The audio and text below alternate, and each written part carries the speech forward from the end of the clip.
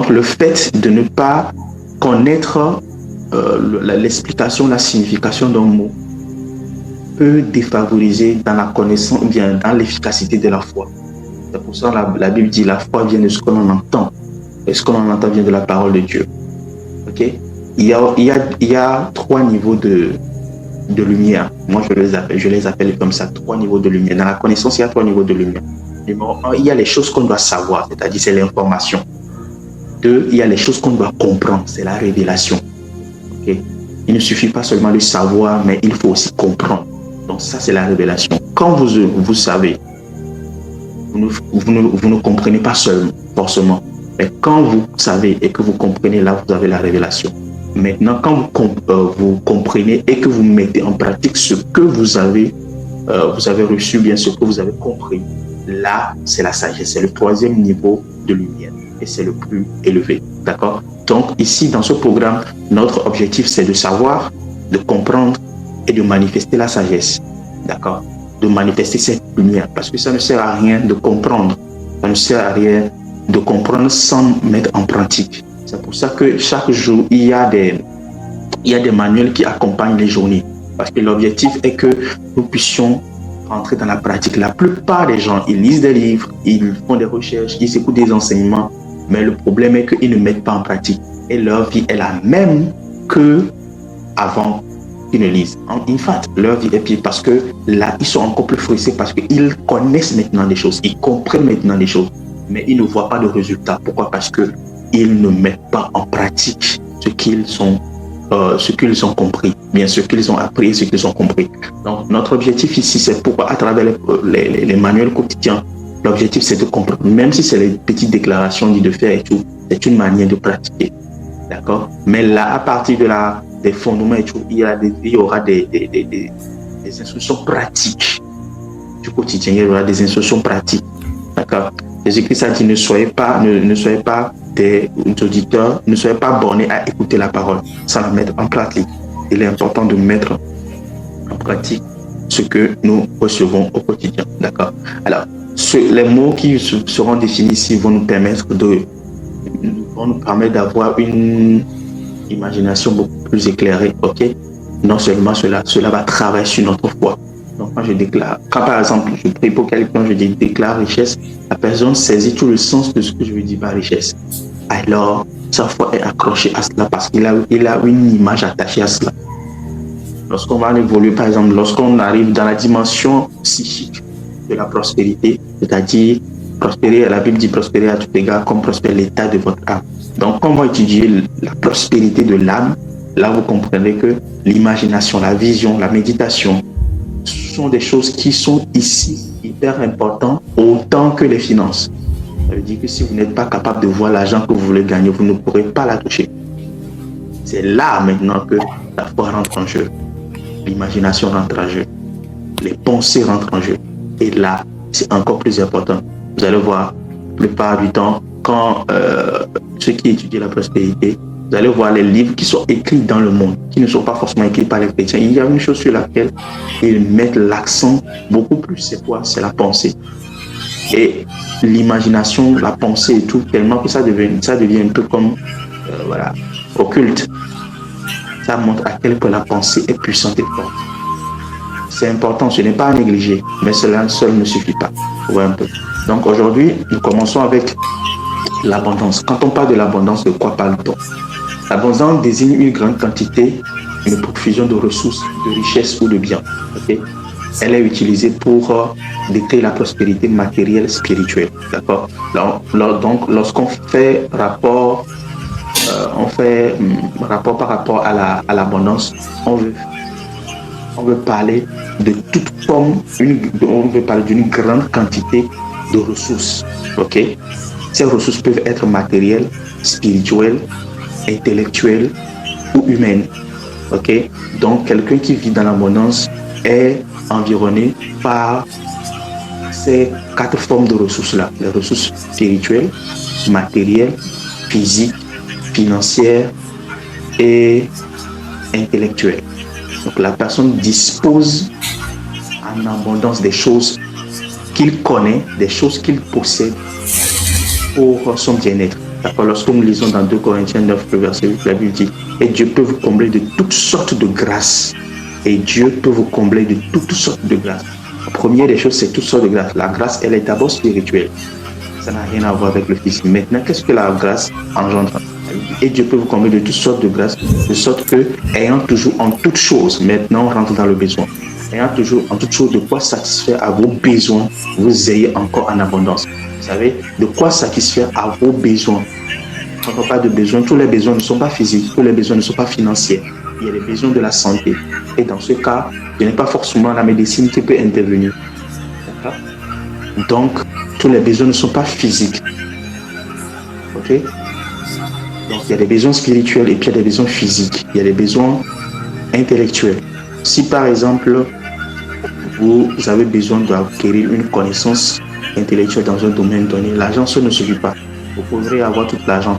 Mais si vous ne savez pas utiliser cet argent pour acquérir des ressources nécessaires pour des livres ou encore des coachs, des mentors, pour satisfaire ou bien pour remplir ces besoins intellectuels-là, votre argent ne va pas sauver, ne va pas vous aider. Vous serez riche en argent, mais pauvre en intelligence. Ça aussi, il faut le prendre en compte. Et Dieu peut vous combler de toutes sortes de grâces. Donc, quand on dit que quelqu'un est dans l'abondance, la personne est comblée. Comblée de toutes sortes de choses. Ok.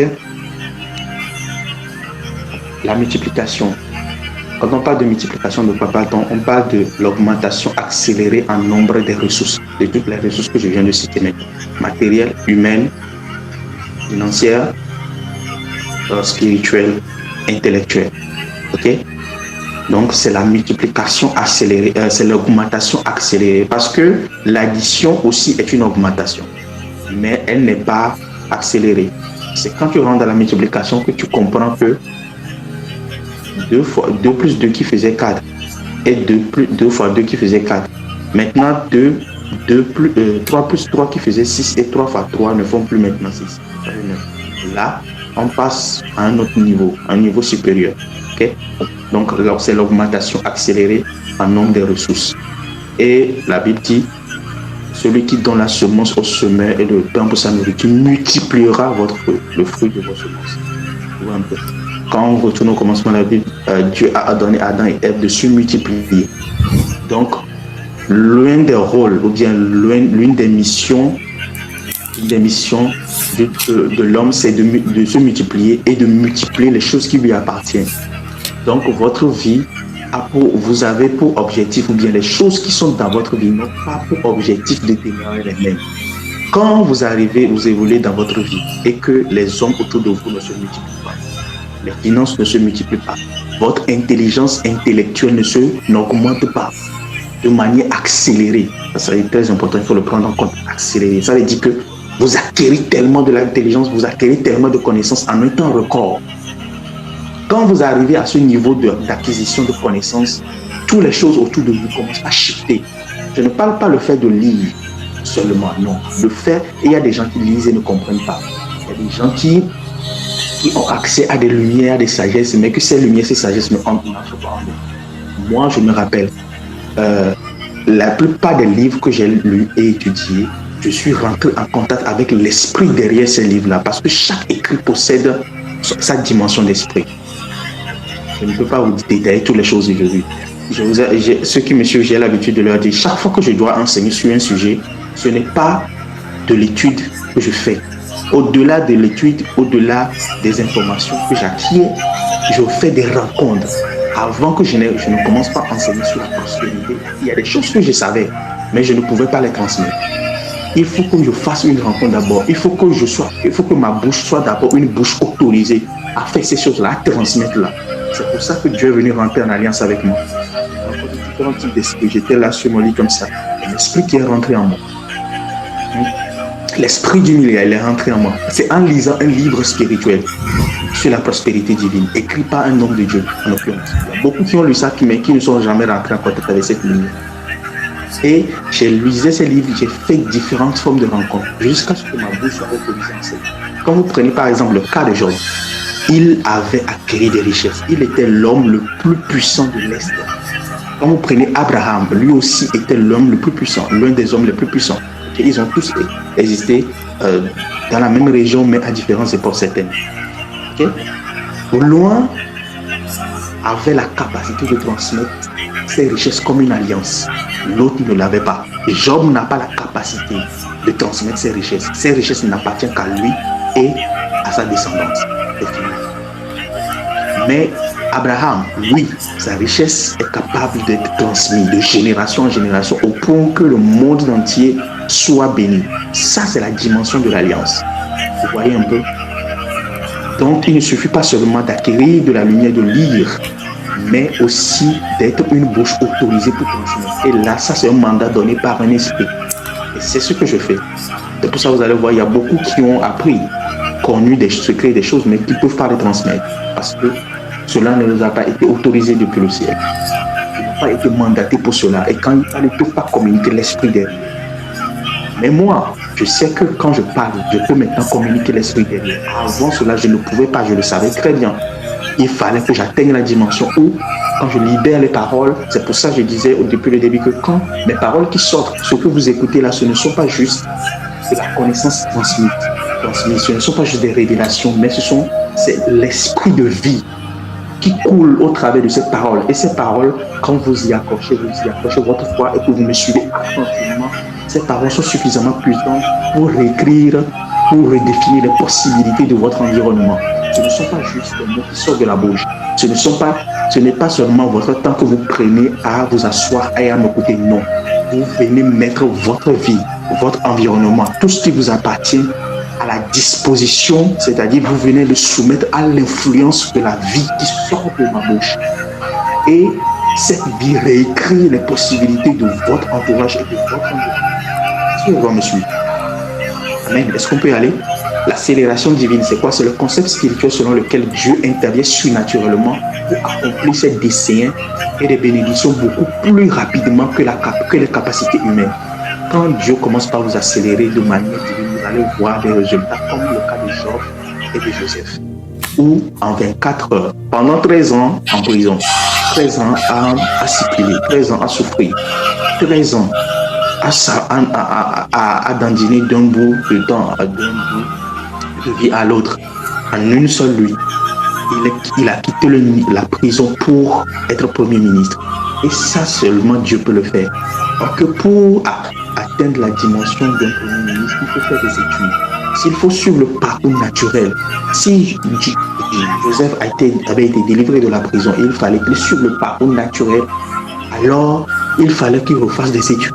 Il fallait qu'il s'intègre dans le système. Il fallait qu'il occupe d'abord des postes moins élevés avant d'être Premier ministre. Mais ici, ce n'est pas le cas. En 24 heures, Dieu met des choses à disposition où il l'installe à ce poste-là. Il l'établit à ce poste. Et ça, Dieu le fait aussi aujourd'hui.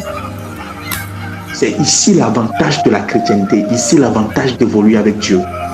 Vous ne pourrez pas et vous ne devez même pas vouloir évoluer comme le monde évolue. C'est-à-dire à vouloir être dans le processus naturel. Si vous voulez être dans le processus naturel, vous serez désavantagé et l'œuvre de Christ à la croix ne va pas vous aider. Je n'ai rien contre le processus naturel des choses, c'est bien. Mais le chrétien a quelque chose qu'on appelle pas l'avantage en Christ. C'est le cas de Job. Si Job devait acquérir ses richesses de A à Z, par le processus naturel, il lui aurait fallu la même année qu'il avait perdu, qu'il avait dépensé en les accumulant. Mais en 24 heures, il a tout regagné et doublement, bien sûr. Ça, c'est Dieu qui peut le faire. C'est ce qu'on appelle l'accélération divine. Votre vie, à un moment donné, doit être exposée à ces genres d'influence-là qu'on appelle l'accélération divine. Capacité de Dieu à prendre la vie d'une personne, à la shifter et puis à l'impacter pour de grandes choses.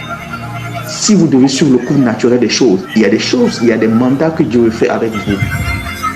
Il y a des choses extraordinaires que Dieu veut faire avec vous. Il ne pourra pas le faire. Il ne pourra pas le faire. S'il fallait qu'il attende 5 ans, 10 ans, 20 ans, cela ne pourra pas être possible. Or que le monde ne peut pas attendre. Donc, votre vie doit être exposée à un moment donné à ce qu'on appelle par l'accélération divine. Là, Dieu commencera par faire des choses qu'il doit faire normalement en 20 ans, il le fait en 2 ans. Ce qu'il va faire en 30 ans, 40 ans, 50 ans, il le fait en 5 ans. Oui, c'est possible. Il y en avait tellement d'exemples aujourd'hui parlant. Ok? Évoluons. La richesse, c'est quoi la richesse? Quand on parle de richesse, de quoi faut-on parler? La richesse, c'est l'abondance de biens matériels, ok, d'argent ou de patrimoine, mais englobe aussi des dimensions immatérielles. Elle représente la capacité à disposer des ressources.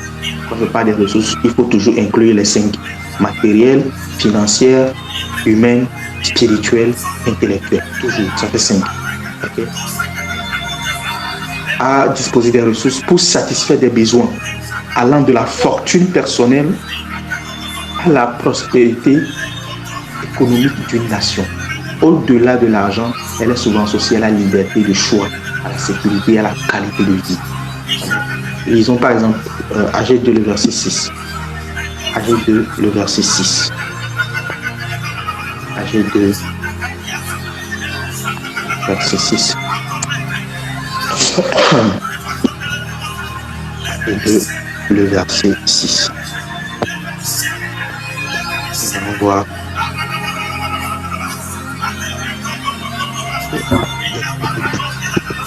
AG2, le verset 6. Car ainsi parle l'Éternel, encore peu de temps, j'ébranlerai les cieux et la terre, la mer et le sec. J'ébranlerai toutes les nations, les trésors de toutes les nations viendront, et je remplirai cette maison, je remplirai de gloire cette maison, dit l'Éternel des armées. La gloire dont parle Dieu ici, ce n'est pas une gloire de fumée, il parle de la richesse. Il parle des possessions, il parle de l'or, parce que le verset lui dit: l'or et l'argent, l'or est à moi et l'argent est à moi, dit l'Éternel des armées. La gloire de cette dernière maison sera plus grande que celle de la première. Ici, Dieu ne parle pas de la fumée, Dieu ne parle pas de la sainteté, Dieu parle de la possession, Dieu parle de la capacité financière, Dieu parle ici des biens matériels, Dieu parle de tout ce qui est, tout ce qu'on peut posséder ici sur terre. Ça, c'est une autre dimension de la gloire que la plupart des gens ne savent pas que c'est ne savent pas que cela est attaché à Dieu directement. Quand vous prenez même, lorsque la gloire de Dieu doit descendre dans l'Ancien Testament, dans le lieu très saint, ok, je parle de la gloire de Dieu, la gloire fumée, la gloire sainteté, la gloire, tout ce qui représente Dieu dans sa magnificence et dans sa beauté. Quand il doit descendre, remarquez le lieu où il descend d'abord sur une arche de l'alliance qui est en or, pas en argent, pas en fer, en or. Le temple même dans lequel il descend est fait d'or. Quand vous prenez le temple de Salomon, le lieu où descend la gloire est fait d'or entièrement. C'est pour ça que vous allez voir son père amasser 3400 tonnes d'or, qui fait aujourd'hui 510 milliards de dollars d'estimation. Vous imaginez quelqu'un peut amasser ça pour qu'on construise le temple de l'Éternel, 510 milliards. Même les plus riches de notre temps actuel n'ont pas atteint ce niveau de richesse.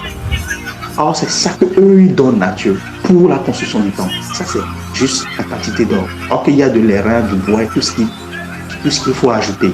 Donc, s'il faut parler de tout ce qu'ils ont amassé pour construire le temple de l'Éternel, c'est plus de 2000 milliards de dollars actuels. Vous imaginez un peu le niveau d'excellence, le niveau de folie. Les chérubins, les deux chérubins sur lesquels se repose la gloire sont en or. Quand vous allez même, si vous allez au-delà, le siège sur lequel vient descendre la gloire est en or. Donc, la richesse est directement attachée, la dimension de richesse de la gloire est directement attachée à la dimension sainteté de la gloire. Parce que la sainteté ne viendra pas se poser sur une chose impure. Je t'expliquerai ça dans les fondements. Vous allez voir ceux qui marchent en alliance avec Dieu. Mais dans la sainteté, ce sont des gens qui dirigent ou qui grainent des quantités astronomiques de richesse. Parce que la sainteté est le prérequis numéro 1 de la richesse. Ouais, la sainteté de Dieu vient se reposer sur quelque chose de pur. Donc quand Dieu voit les conditions de sainteté en vous, il graine des richesses naturellement vers vous. Des possibilités inimaginables vers vous. Il vous assujettit des hommes. C'est ce qu'on appelle la vertu. Quand vous grandissez, il fait graviter toutes choses autour de vous. Les gens vous ouvrent des portes. Les gens vont vous aimer. Ils vont vous accepter. La plupart des gens ne comprennent pas pourquoi. Mais en réalité, c'est parce que vous marchez dans la justice, dans un niveau de sainteté donné, dans un niveau de pureté donné. Vous ne vous compromettez pas. L'argent ne vous influence pas. Les femmes ne vous influencent pas. Vous ne vendez pas votre âme pour les biens matériels. Non. Quand vous arrivez vous atteignez ce niveau de marche avec Dieu, ce prédicat-là, il fait graviter naturellement des choses autour d'eux. Maintenant, si je quitte ce niveau, je vais maintenant dans la Nouvelle Jérusalem. La Bible décrit la Nouvelle Jérusalem que les rues du ciel, les rues sont pavées d'or. Et Dieu me disait la dernière fois, quand je descends dans ma gloire, il n'y a pas que la fumée qui descend, il y a aussi les poussières d'or qui descendent. Signe de richesse. Donc, quand je prends plaisir à te visiter, je prends plaisir aussi à te faire du bien. Et dire, waouh, je n'avais pas compris comme ça. Elle me dit oui, la plupart des gens n'ont pas compris. La plupart des gens pensent que lorsqu'ils sont dévoués à moi, ils doivent finir dans la souffrance de la révélation. Que moi, un Dieu à qui appartient ces choses-là, les poussières du ciel sont en or. Alors, comment est-ce que la vie, la personne en qui je viens habiter, que je fréquente naturellement, fréquemment ou régulièrement, va être dans un état de souffrance. À moins qu'il soit dans un processus, je le forme pour l'amener dans la gloire, mais je ne peux jamais le laisser dans cet état. C'est impossible. Parce que quand ma gloire descend sur lui, les deux dimensions se manifestent. La dimension de la sainteté, de la magnificence de Dieu, et puis la dimension de la richesse l'accompagne en même temps. Vous me suivez maintenant? Est-ce que quelqu'un bénit ce matin? Alors, quand on parle de la richesse, on parle de ça. Dieu accompagne ses enfants dans cette dimension-là. Quand partout où vous verrez la présence de Dieu, le Saint-Esprit se manifester puissamment, attendez-vous à ce que les personnes dans cet environnement, qui sont sincères avec Dieu, commencent pas à prospérer de manière bizarre, sans qu'ils n'aient eu à engager quoi que ce soit. L'endroit où le Saint-Esprit aime visiter naturellement, ce sont des endroits où il prospère. Parce qu'il n'aime pas ceux qui le servent dans la frustration. C'est pour ça que la plupart des gens qui marchent dans le sérieux avec Dieu, quand Dieu sait qu'ils n'ont pas encore atteint ce niveau de sagesse et d'intelligence pour acquérir ou bien posséder des choses, il les conduit à travers les processus. Et il les permet d'avoir accès à des clés et des principes de prospérité de manière rapide. Et c'est pour ça que ce programme a été mis en place. Vous allez voir que la plupart du temps, on fait des programmes. Moi, je fais souvent de longs programmes. Pas un truc de 3, non. Je ne fais pas des trucs de manière ponctuelle. Je fais des trucs à la série. Parce qu'il faut qu'on à un point B. Que la personne qui me suit vive une certaine transformation. Voilà un peu. Donc, quand Dieu aime visiter ces gens d'atmosphère, il voit que ces enfants n'ont pas les principes, ils n'ont pas les clés, ils ne connaissent pas les lois. Il engendre cela. C'est pour ça qu'il peut m'amener quelqu'un qui a l'habitude de prêcher le réveil, la consécration, pour prêcher la richesse. Moi, je prêche la gloire. La gloire, la consécration, le réveil et l'amour. Et dans la gloire, il y a la dimension de la richesse, comme je suis en train de le dire maintenant. Vous voyez un peu. Donc, vous qui me suivez d'habitude régulièrement, en réalité, c'est parce que Dieu aime prendre plaisir, Dieu prend plaisir à votre présence, qu'il a inauguré ce programme. Alors, moi, quand je vois les gens qui ont l'habitude de me suivre et n'ont pas être présents dans ce programme, ils se font du mal à eux-mêmes, parce que ce n'est que la réponse à leur longue prière. Vous voyez un peu. Maintenant, parlons de l'opportunité. C'est quoi? C'est une occasion favorable, une circonstance propice à la réalisation d'un projet. J'ai parlé de l'opportunité hier pour ceux qui étaient dans le live dans la soirée. Je ne sais pas pourquoi les gens n'étaient pas assez nombreux, mais ce live, franchement, je vous le conseille. Ok.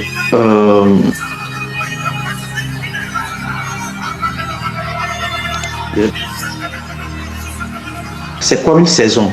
Vous allez voir, tout au long de ce programme, on parlera des saisons. Une saison, c'est ce qu'on appelle le kairos. La saison est différente du temps.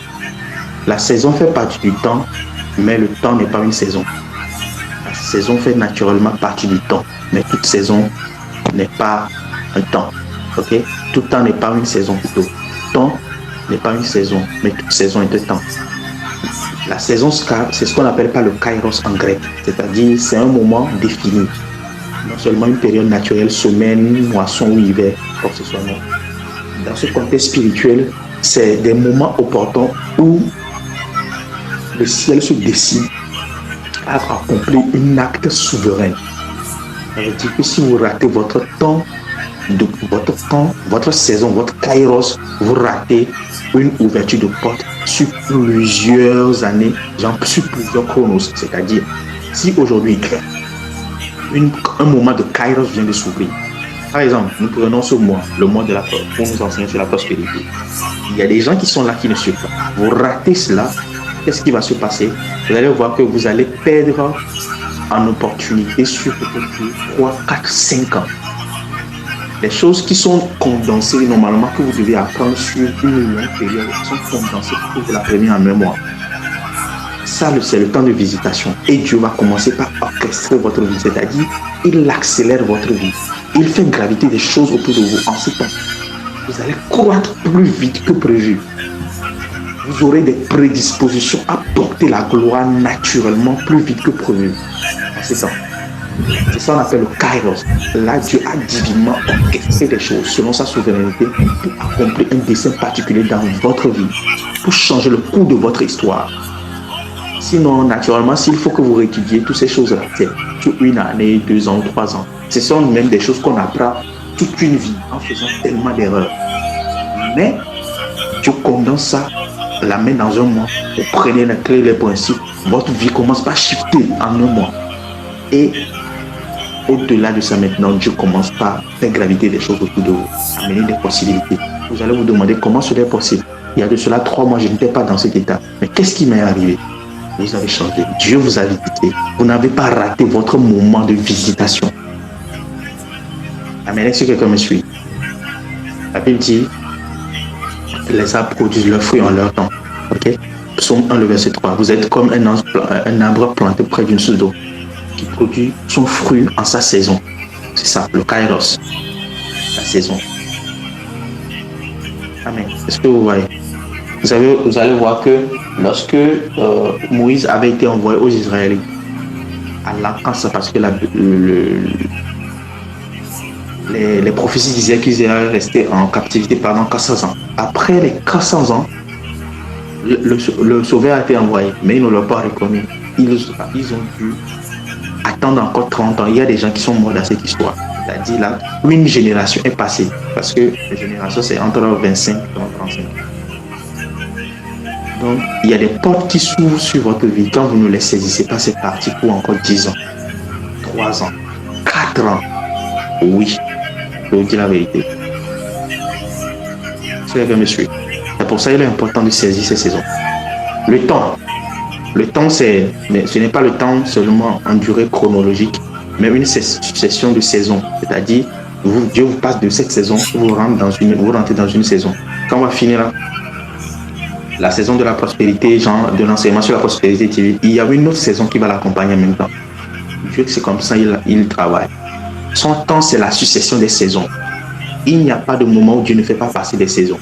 Maintenant, c'est à vous de discerner dans quelle saison vous êtes actuellement. Il y a des gens qui sont dans la saison du mariage et qui ne le savent même pas. Il y a des gens qui gravitent autour d'eux. Ils pensent que non, je suis belle, je suis belle, je suis beau. Vous savez que les filles m'aiment beaucoup ces derniers temps, mais ils n'ont pas compris que vous êtes dans la saison où vous devez trouver le partenaire de votre vie. Et vous jouez avec ça.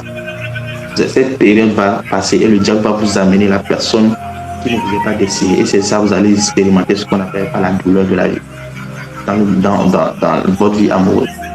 Vous devez connaître la saison dans laquelle vous êtes. Et ne pas jouer avec ça.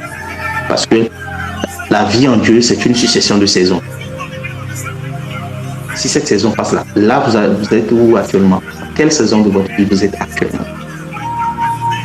Quand vous analysez votre vie, qu'est-ce qui gravite autour de vous? Quelles sont les opportunités qui se présentent à vous? Ça vous permettra de discerner la saison. Quand il veut pleuvoir, vous savez, vous voyez le ciel, non? De la même manière, si les choses qui doivent changer autour de vous, vous voyez les opportunités, les enseignements que vous écoutez, vous voyez les personnes qui gravitent autour de vous, vous pouvez savoir ce que Dieu veut faire avec vous. Et la plupart d'entre vous, vous êtes dans la saison où Dieu vous prospère. Vous comprenez? Alors, on parle de ressources. C'est quoi une ressource? Ok. C'est là que j'ai défini les ressources. C'est quoi? Ce sont les moyens matériels, naturels, financiers, humains, intellectuels, je ne l'ai pas mis ici, intellectuels et spirituels, exploités par une société ou une personne pour créer de la richesse, pour répondre à des besoins. D'accord? Pour répondre à des besoins. Vous allez remarquer ici que les ressources ne viennent pas dans le besoin. Comment je vais le dire? Ils sont là pour répondre aux besoins. Les ressources sont là. Elles sont là pour répondre aux besoins. Quand vous disposez des ressources, vous n'avez pas de besoin. Vous répondez aux besoins qui se présentent. D'accord? Dieu n'a pas de besoin, mais Dieu est la source de toutes vos ressources. Dieu ne fait que répondre aux besoins. Ok? Voilà. Allons-y. Relation stratégique. C'est quoi une relation stratégique? C'est un partenariat à long terme basé sur la confiance et la création de valeurs mutuelles où des acteurs clés s'alignent pour atteindre des objectifs communs. Quand Dieu veut vous amener à un certain niveau de prospérité, de croissance et d'influence, il amène dans votre vie ce qu'on appelle pas des relations stratégiques. Des relations stratégiques. Des relations stratégiques. Il y a des personnes qui viennent dans votre vie, on appelle ça. Ce ne sont pas des personnes avec qui il faut jouer.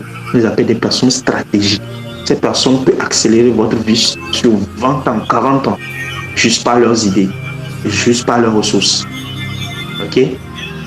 Souvent, quand ces personnes sont présentes dans votre vie, il y a un partage mutuel de valeurs. D'autres peuvent être plus élevés que vous. C'est-à-dire, ils n'ont pas besoin de votre apport, mais ils vous amènent quand même avec eux pour vous faire du bien. Il y a d'autres maintenant, vous êtes dans la même promotion. Ok? Et vous vous aidez mutuellement. C'est une relation stratégique. Et parmi les relations stratégiques, il y a ce qu'on appelle par les aides de destinée, les partenaires de destinée. J'avais parlé de ça la dernière fois.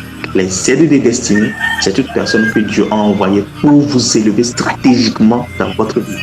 Et ces personnes-là viennent à des moments, à des saisons de votre vie. Si vous ratez une relation stratégique, vous pouvez perdre et souffrir sur 5 ans, 20 ans. Je sais de quoi je parle.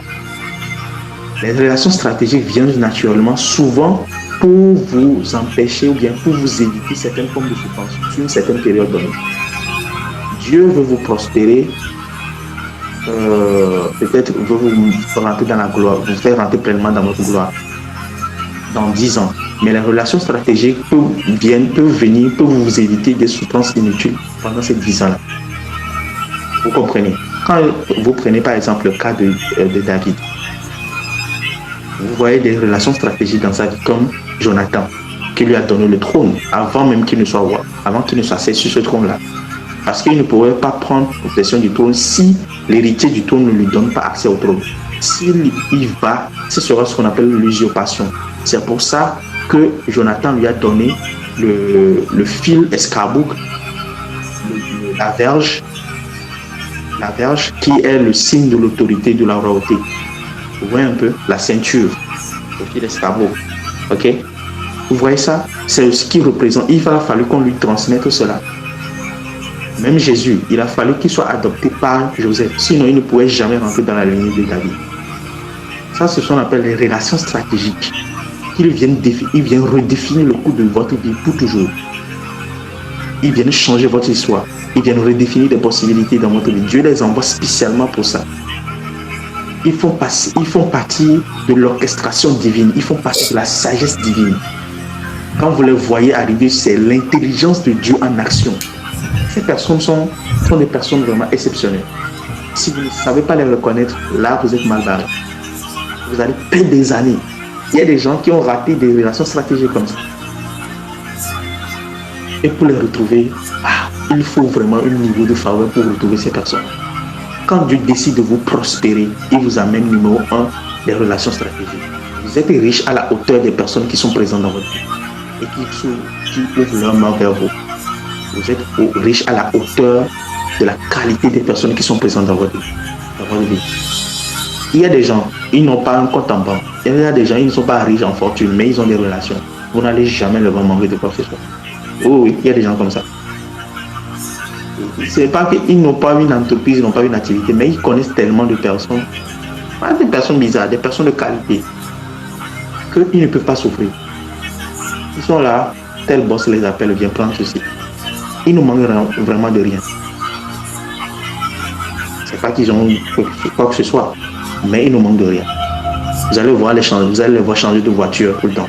Il a conduit la voiture de ce boss aujourd'hui. Un autre boss, il a pris la voiture d'un autre boss. Et ce sont des personnes comme ça, vous les négligez. Ce sont souvent des personnes qui sont à la porte, ce sont souvent des personnes, vous allez les voir avant la télé boss. Ils peuvent vous dire, tu peux leur demander tu peux leur poser la question, j'ai envie de voir telle personne. Je te fais rentrer chez lui. Vous allez croire que c'est de la pagaille. Parce que quand vous le voyez, il ne ressemble pas vraiment à cela. À un moment donné, quand il vous l'a dit, il le fait naturellement. Pour lui, c'est comme, voilà, se lever le matin, aller revenir. Il vous introduit comme ça. Vous voyez un peu? Ce sont des personnes qui, généralement, vous introduisent auprès des rois, des dignitaires, des personnes vraiment élevées. La deuxième, c'est quoi? Le partenaire de votre vie, femme ou homme. Vous ratez ça, je ne sais pas trop ce qui peut encore arriver. Je ne sais pas comment. Il va falloir un niveau élevé de grâce, un niveau élevé de faveur divine, un niveau élevé de miséricorde de Dieu pour retrouver votre partenaire. Il y a des gens qui disent non, on peut prendre tout le monde et puis faire partenaire de vie. Toute femme ne peut pas devenir votre femme. Et tout homme ne peut pas devenir votre mari. Pas possible. Oubliez ces histoires-là. En tout cas, il y a des niveaux. Vous allez voir, la plupart des milliardaires, on leur pose la question. Quels sont les conseils qu'ils veulent donner? Ils reviennent toujours là-dessus. Numéro 1, c'est Dieu. Numéro 2, c'est la femme de votre vie. Ils reviennent toujours sur ça. Vous allez vous demander comment cela est possible. Et ils vous disent, le niveau de richesse que vous allez atteindre va dépendre du type de femme que vous allez épouser. Ça veut dire que si vous êtes appelé à la grandeur, il peut arriver que vous accédiez à la grandeur. Mais le niveau de la grandeur que vous devez y accéder dépendra du type de femme qui est à côté de vous. Ça veut dire que cette femme en question peut vous limiter dans cette grandeur ou vous amener encore plus haut, au-delà de tout ce que vous-même vous pouvez penser, imaginer. Et ça, vice-versa. Tant pour l'homme, tant pour la femme. Okay. Quand vous prenez par exemple le cas de Zorobabel, Néhémie et Cyrus, c'est la collaboration parfaite. Néhémie a pourvu les ressources, Cyrus a pourvu les ressources, Ésaïe 45, verset 1. Voici mon serviteur Cyrus que je tiens par la main pour terrasser les rois devant lui, et relâcher la ceinture des rois, briser et ouvrir les portes de fer, des rames, pour lui donner des ressources des nations, des trésors des nations, des richesses enfouies. Ensuite, Zorobabel, le gouverneur de la ville, c'est le bâtisseur, c'est lui qui donne l'autorisation et tout. Montagne, qui es-tu devant Zorobabel, tu seras plané. Ils ont tous vécu à la même période. Et Néhémie, le bâtisseur. Néhémie, c'est le prophète.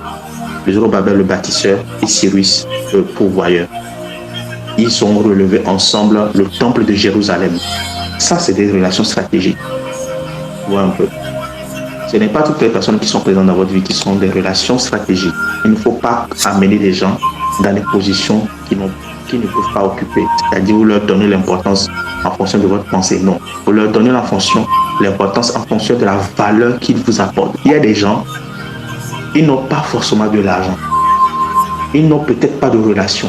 Mais leur présence favorise tout ce que vous faites. C'est-à-dire, ils ont cette énergie-là pour vous booster. Vous leur parlez d'un projet, ça marche. Vous leur dites quelque chose, ça marche naturellement. Il n'y a pas quelque chose que vous allez leur dire, ça ne va pas marcher. Si ça ne marche pas, ça va prendre un petit temps, puis ça va s'accomplir. Ils n'ont peut-être pas l'argent, ils n'ont peut-être pas... c'est souvent les femmes et les hommes de destinée qui ont cette énergie. Et quelques amis rares, comme les Jonathan. Quelques amis rares, c'est pas tous les amis. Non. Rares, quelques amis rares. Et généralement, vous n'allez pas les voir vous envier. Ils ne sont pas impressionnés. Leur caractéristique, c'est qu'ils ne sont pas impressionnés par quoi que ce soit. Il n'y a rien. Vous leur faites des cadeaux, mais ce n'est pas vraiment ça leur. Eux, ils sont plus intéressés par l'humain que par le matériel. Généralement, c'est leur caractéristique qui leur est. Vous allez les voir. Peu importe le niveau de fortune que vous avez, c'est comme si rien ne les impressionne. Vous parlez de... Je vais te faire tant de choses. Oui, c'est bien. Mais vous sentez que c'est pas vraiment ça son truc. Oui. Ils ont une énergie extrêmement positive. Et la réussite dépend de l'énergie. Vous leur dites quelque chose, ils disent ok, ça va marcher. Quand ces paroles sortent de leur bouche pour vous, attendez voir ce que tout marche. Souvent, soit c'est les hommes de Dieu qui vous accompagnent, les mentors, les pères, les mentors qui vous accompagnent. Quand vous leur dites des choses, ils disent ok, vas-y, ça va marcher. Ou soit c'est la femme de votre vie ou l'homme de votre vie. Ou soit c'est l'ami rare. Si vous avez trouvé une de ces personnes dans votre vie, sachez que vous êtes appelé à réussir. En tout cas, si vous savez les honorer. Mais si vous les minimisez, attendez voir ce que vous perdez des années à dandiner, à tâtonner, à être dans les ténèbres. Avoir un mentor, dit quelque chose, il parle sur votre vie. Une femme ou un homme, vous leur dites, la femme de votre vie, leur dit des choses. Et ok, ça va aller. Dieu va assurer. C'est Dieu va gérer. Souvent, leurs paroles peuvent sembler réalistes. En anglais, c'est. En français, c'est quoi? Je ne sais pas trop comment le dire. Leurs paroles peuvent sembler réalistes. Vraiment très basiques ou très simples. Mais elles sont très puissantes. Je vous dis la vérité, très puissantes. Moi, Dieu m'a dit, je vais amener une personne dans ta vie. Lorsque cette personne sera là, voici la grâce qui va l'accompagner. J'ai vu la personne, elle était déjà là. Mais j'aime. Parce que c'est une personne dont je suis plus âgée. J'ai vu. Ok. Je l'ai vu, je n'ai vraiment pas vu, je n'ai vraiment pas compris ce que Dieu voulait faire. J'ai dit, ok, vu que c'est toi qui as parlé là, je vais. Mais je vous assure, déjà, à la base, la manière dont cette personne m'a aidé, financièrement parlant, je n'y revenais pas. Maintenant, au-delà de ça, la relation, les relations qu'elle m'a apportées, cette personne m'a apporté. Elle-même, elle ne savait pas. Et je lui ai demandé, est-ce que tu savais que Dieu pouvait faire ces choses-là au travers de toi? Elle m'a dit non, qu'elle ne savait pas. Là, j'ai dit, lorsque Dieu dit quelque chose, certainement il veut le faire. Peu importe le paquet dans lequel il met la chose, croyez-y seulement. On évolue. Les finances, c'est quoi la finance? La finance englobe la gestion de l'argent, les investissements, l'acquisition des fonds, couvrant le secteur personnel, l'entreprise publique et publique. Ok. Agite de le verset 8. Okay. On a déjà lu ce verset-là. Okay. Trésor, c'est quoi un trésor? C'est un amas de richesse, l'ensemble des ressources financières d'un État. Vous allez voir Ésaïe 45, le verset 1 à 3. On va le lire. C'est un verset, c'est des versets vraiment intéressants. Ésaïe 45, le verset 1 à 3.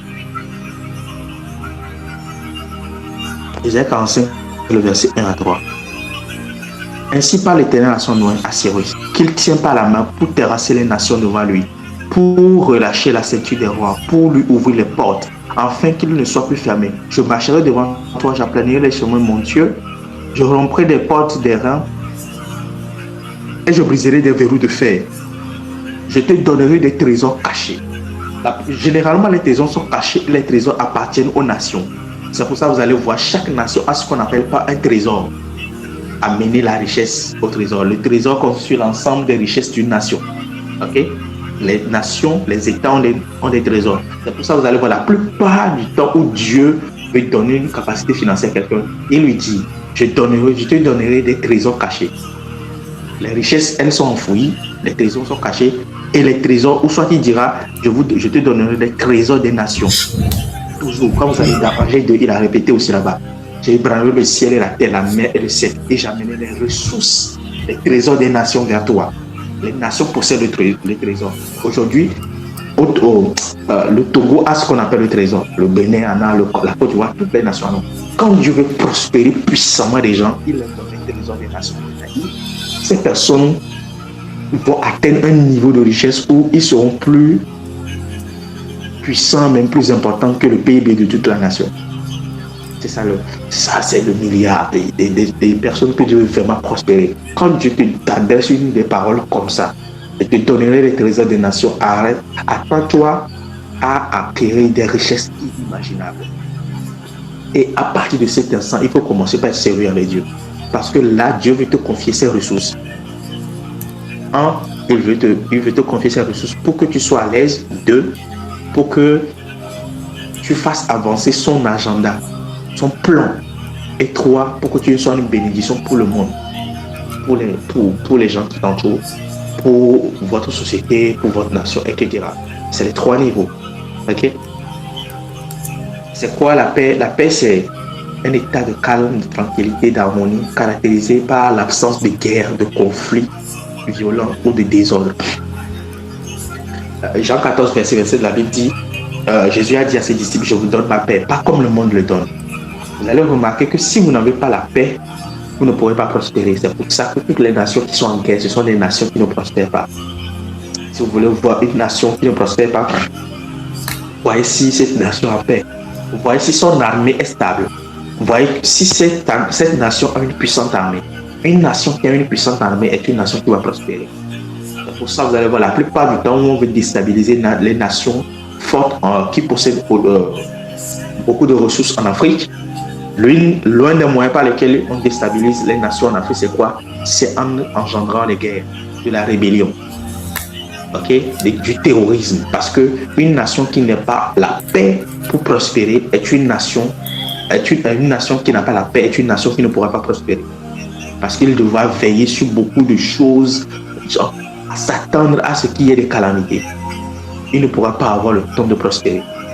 C'est pour ça qu'une nation qui a une forte armée, quand vous évoluez avec Dieu, vous allez voir que Dieu va veiller tellement sur votre intérêt qu'il y aura des anges autour de vous, votre intérêt, les choses qui vous concernent intéressent Dieu particulièrement. Okay? Il y a des combats avant ou que vous n'arrivez pas à gagner, il va s'assurer que maintenant vous puissiez remporter ces combats-là. C'est ce que Dieu fait généralement quand il veut prospérer. Il vous donne la paix de tous côtés. 2 Chroniques. Ça, c'est 2 Chroniques. On l'a étudié hier soir. 2 Chroniques. Dieu a donné la paix à Josaphat de tout côté. 2 Chroniques 20, le verset 30. De tout côté. Quand vous n'avez pas la paix, oubliez la prospérité. C'est pour ça que quand Dieu veut prospérer des gens, il les délivre d'abord des liens familiaux. Il les sort des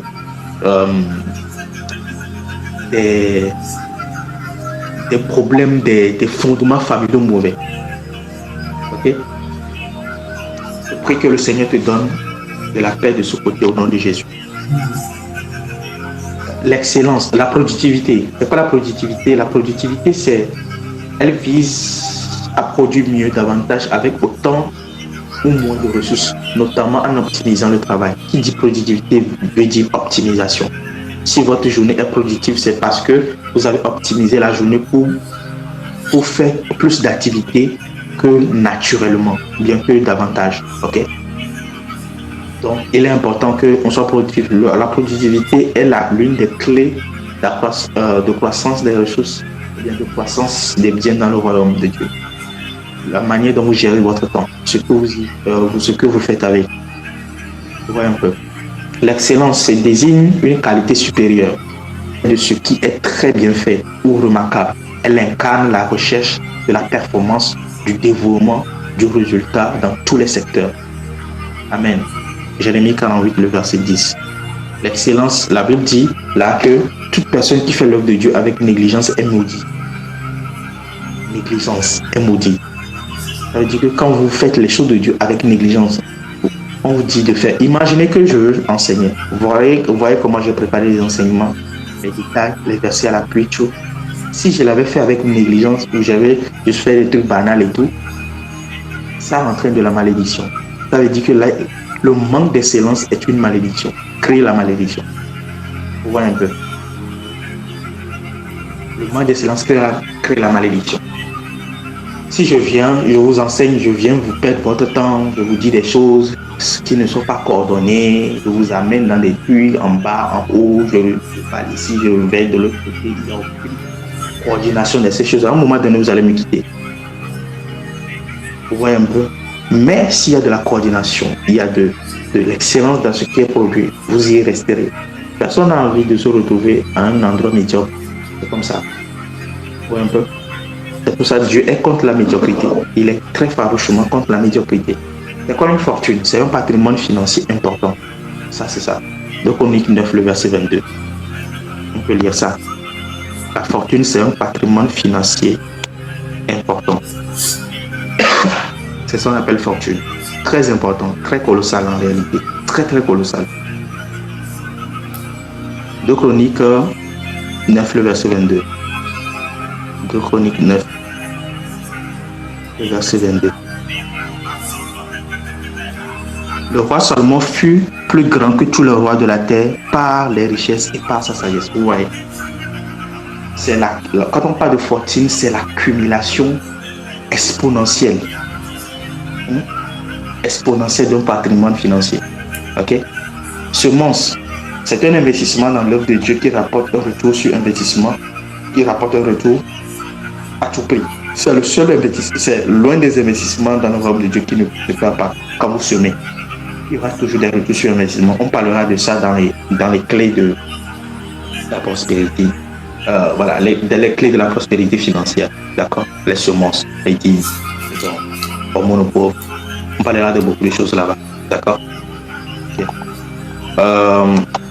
L'avant-dernière.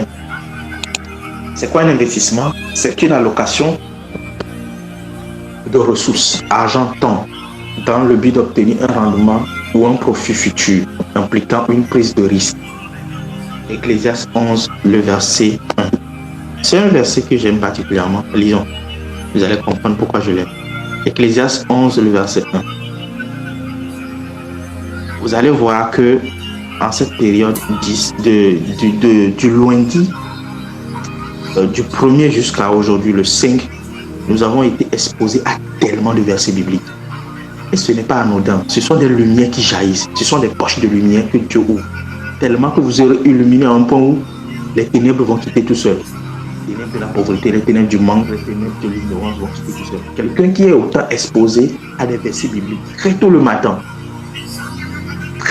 bien sûr, sans avoir parlé à quelqu'un, très tôt le matin, c'est comme on est en train de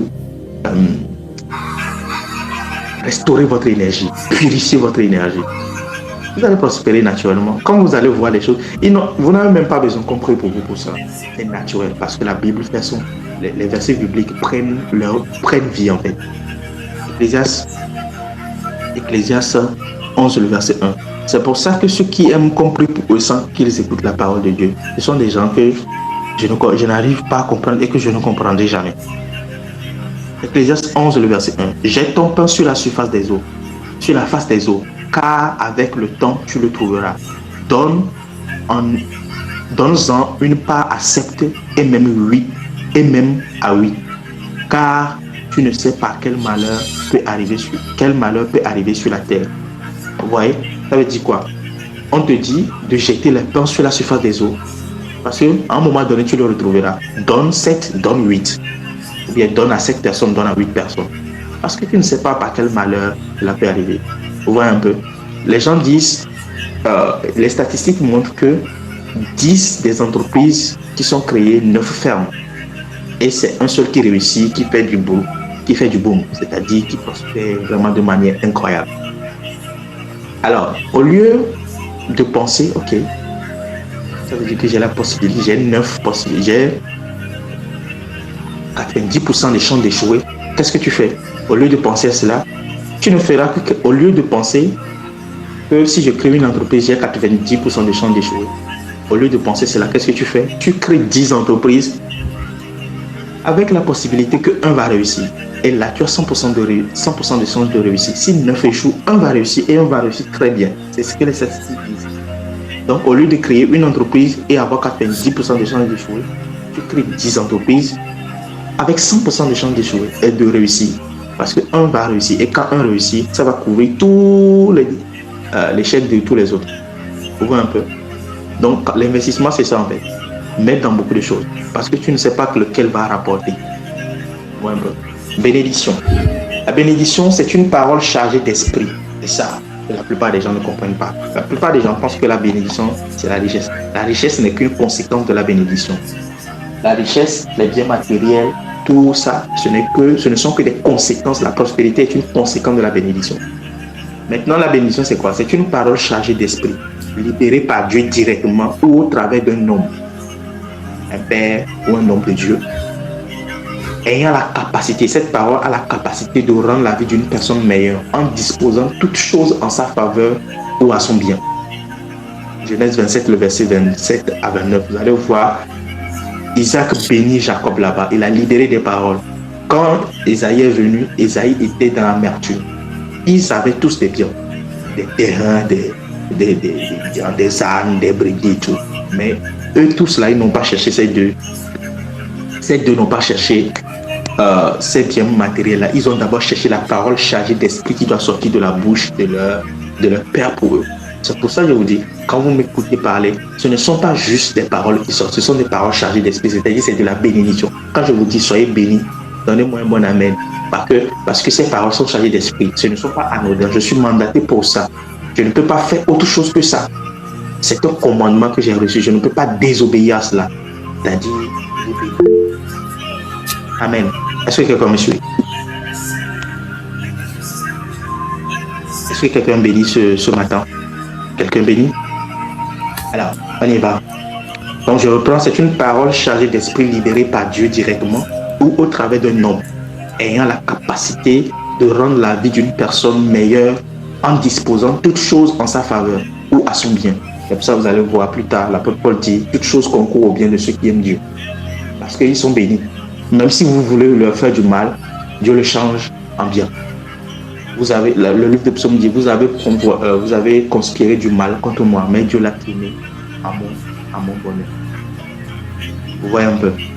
Dieu fera toujours concourir toutes choses. Quelqu'un vous trahit, Dieu va l'utiliser pour vous enseigner ou bien pour créer une opportunité dans votre vie. En tout cas, il n'y a rien qui peut vous arriver qui sera pour une fin malheureuse. Non. Ce sera pour une fin heureuse. Pourquoi? Parce que vous êtes béni. Quelqu'un ne peut pas vous trahir et puis espérer que vous échouez. Vous n'échouerez pas. Pourquoi? Parce que vous êtes béni. Ça, ce n'est pas... Même si tout le monde décide de vous décevoir, Dieu va tourner toutes ces situations en votre faveur. C'est aussi simple que ça. Pourquoi? Parce que vous êtes béni. Parce qu'il y a une parole chargée d'esprit qui s'est affectée à votre corps, à votre sang et à votre âme. Et qui orchestre les choses autour de vous. Il va enlever les mauvaises personnes, il va dévoiler les mauvaises personnes, il va révéler les bonnes personnes, il va amener les relations stratégiques, il va créer des opportunités, il va vous amener des ressources. C'est une parole qui est en action. La Bible dit, ainsi en est-il de ma parole qui sort de ma bouche, elle ne revient pas à moi avant d'avoir accompli les choses qu'elle contenait. C'est une parole tellement puissante qu'elle ne peut pas revenir à Dieu sans avoir exécuté son ordre. Alors, si vous trouvez quelqu'un qui vous bénit régulièrement, prenez soin de cette personne. Je vous dis la vérité. Veillez sur cette personne. La personne peut ne pas vous donner de l'argent, mais elle ouvre sa bouche et que vous savez surtout que c'est une personne spirituelle, très spirituelle, et qui libère des paroles chargées d'esprit pour vous. Protéger cette personne. Cette personne est une relation qu'on appelle relation stratégique.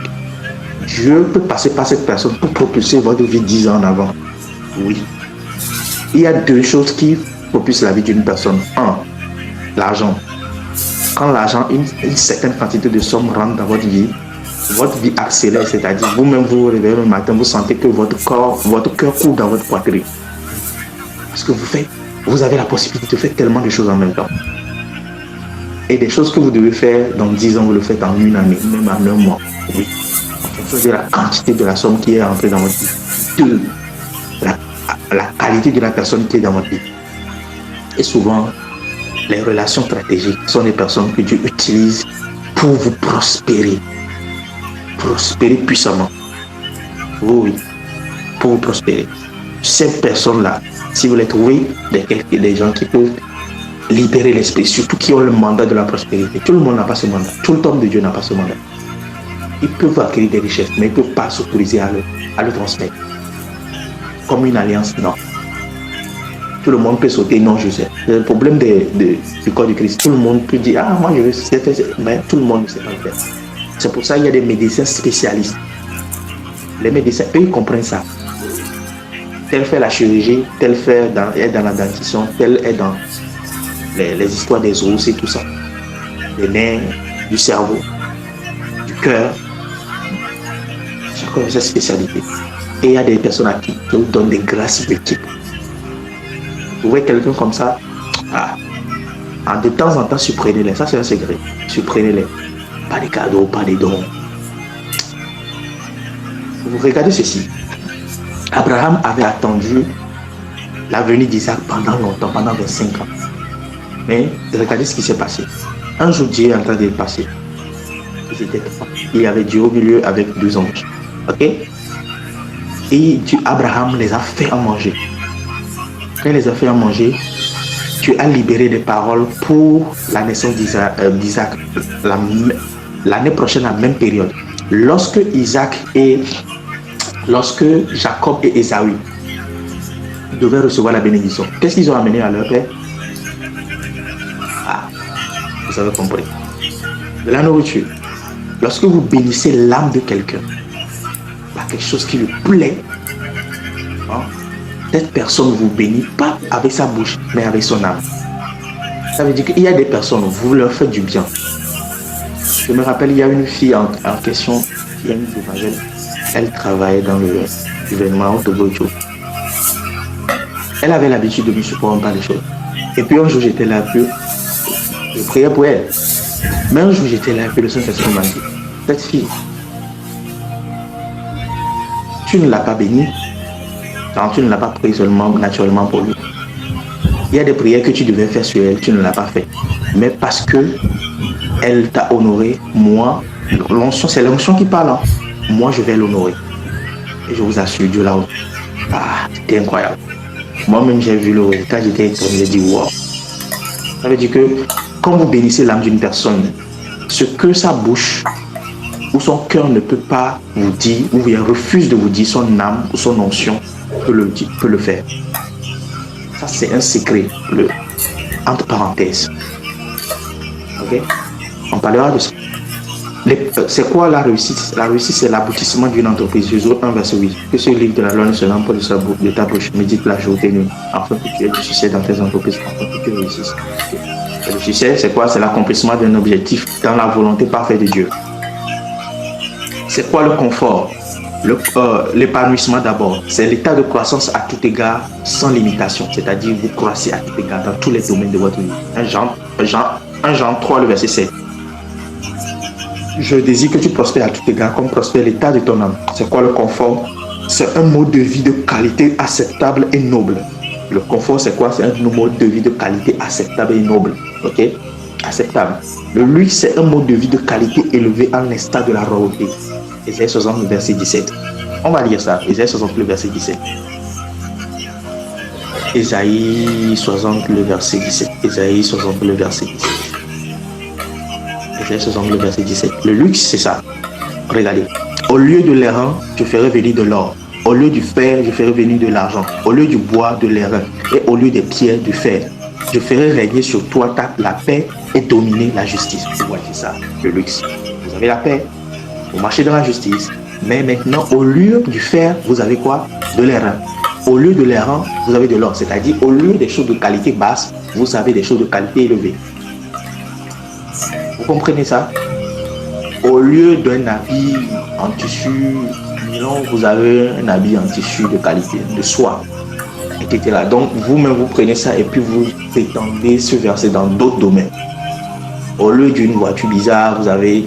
Donc, vous essayez d'analyser ça. Ok? Voilà. Restauration. C'est le processus par lequel Dieu répare les vies brisées, en les faisant regagner 1. Le temps, les biens matériels, les opportunités, les relations, la santé, les finances, la vie de prière et la paix perdue. C'est ce qu'on a fait hier, la restauration. J'ai parlé de tout ça, j'ai expliqué comment il faut être restauré et j'ai prié pour beaucoup de personnes. Il y a quelqu'un qui est venu me dire, tu es béni. Il ne m'a jamais dit ça. Je vais même le faire un message ce matin. Tellement il a été touché qu'il s'est dit, tu es béni. Parce qu'il y a des choses qui se sont passées. Il y a vous savez, des fois, quand on vous expose à un certain niveau de compréhension de votre propre vie, et puis Dieu tourne les situations à votre faveur, vous dites non, ça c'est Dieu. Okay. Hier, c'est ce qu'on a fait là dans la soirée. J'ai parlé de la restauration. J'ai parlé de la restauration de long à large. Donc, c'est le processus par lequel Dieu restaure quoi? Votre vie qui est brisée en vous faisant regagner quoi? Le temps. Dieu restaure votre temps, les biens matériels, les opportunités, les relations, la santé, les finances, la vie de prière et la paix que vous avez perdue. Joël 2, le verset 25 à 27. Je restaurerai les années comme dévorer le gilet, le hasard me les gazés. Ma grande amie que j'ai envoyée contre vous.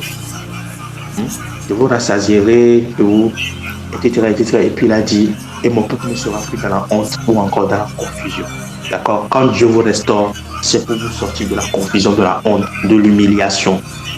Le psaume 66, le verset 12 dit, tu nous as fait passer par le feu et par l'eau. Tu as fait monter des hommes au-dessus de nos têtes, mais tu nous as délivrés pour nous amener dans l'abondance.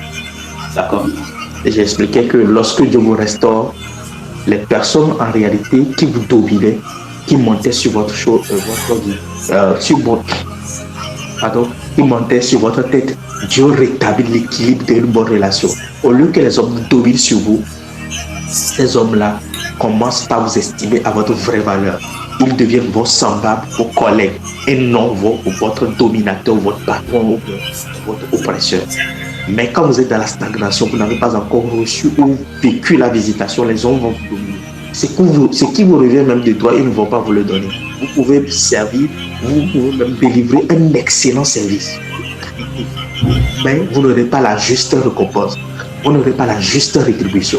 Ça, c'est le manque de restauration. Et dans ce secteur-là, vous avez besoin de la restauration.